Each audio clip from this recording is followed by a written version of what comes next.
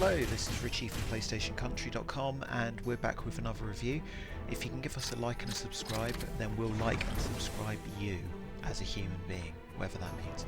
In the meantime, we're here with AngerForce Reloaded, which comes to us by way of Beijing-based Screambox Studio, and it's a vertically scrolling bullet hell shooter with roguelike mechanics. So when you start the game, you get a choice of 4 different pilots. Each one has a different ship with slightly different firepower and special abilities, and you get 3 different difficulty levels. There's the noob campaign, which gives you 3 levels, normal, which gives you 5, and then veteran, which gives you 7. So basically you have to get through the first one to the second, and then eventually to the final veteran level, which is great because it gives you a reason to kind of keep replaying, because each time it's giving you more levels, more things to see and do. And initially you might think, oh yeah, if this is just another shoot 'em up, you know, we've seen so many of these, especially on PSN. This genre has been around for a long time. And yes, you know, it does everything you expect from a shoot 'em up. You move around using the left stick, you fire, you have lots of enemies coming towards you, you dodge bullet patterns, you do all of that good stuff. And yeah, it does all of that stuff capably. It feels nice to play. You get better as you keep playing, which hopefully will be evidenced in this video, but who knows. And yeah, at first it sort of seemed all a bit daunting, but this is where the roguelike stuff comes in, or roguelite, because as you finish the game, it doesn't matter how well you did, you're going to earn a few points, and those points can then be used to buy upgrades, which then in turn make you stronger, which means the next time you play the game, you should do theoretically a little bit better. And the game's got some nice ideas to it. You have these 2 special abilities, each character has them, different ones, which are triggered with L1 and R1, and they require energy to use, and as you fire them off, if you kill someone with an ability, then you set a combo counter going, so that is how you kind of get better scores and stuff. Later on, as you get new abilities, you'll get abilities that then make enemies drop more energy when you kill them with a special ability, so you can kind of keep the cycle going, which is really good. And that's because you really have to start kind of managing your firepower and your output a bit. You know, you can't just play this as a standard shooter, and you'll probably do quite well because it's not a difficult game as such.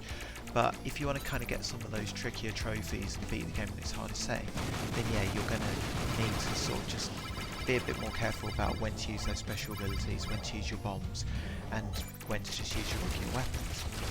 So on the one hand, you've got this like really accessible, well-produced shoot 'em up.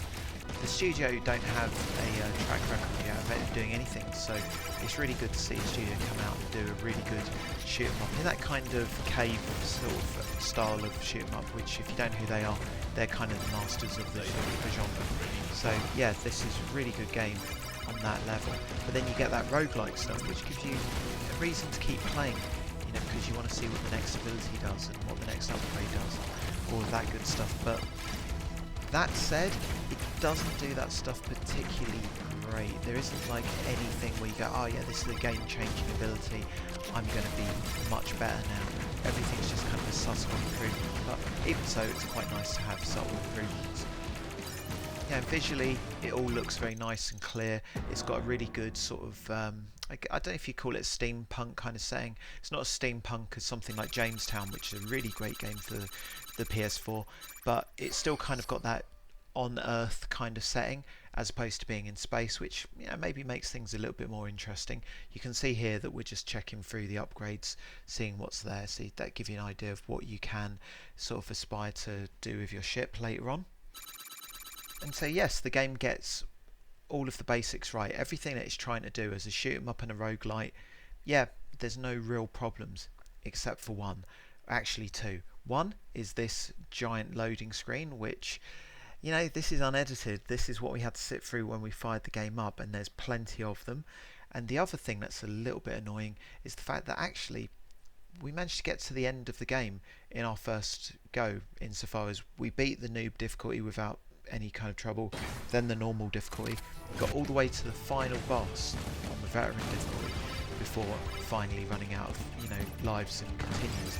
So that was a bit of a disappointment, because you don't want to see the whole game that quickly. That said, it's a little bit harder to then actually beat the veteran difficulty, so you know, even though it's just beating that final boss, but then that final boss was just a bit of a bullet hell prick, so you know, that might be another sort of black mark against the game. And as such, I think the real genre purists probably won't get much value from the game, because you know, they play things that are way harder than this, like Ikaruga or whatever. But if you're kind of someone who's just a bit more casual about these things, just wants to play a fun shoot 'em up that isn't going to, like, you know, mangle your fingers and burn your eyes out of your skull, then this is a good game and we do recommend it. Some of the early problems with, you know, glitch trophies and stuff, those have been patched out now, and so what you get is just a good shoot 'em up, and it's pretty cheap, it's available right now, and yes, so thanks for watching. And if you can check us out, it's PlayStationCountry.com for the written review, that'd be great.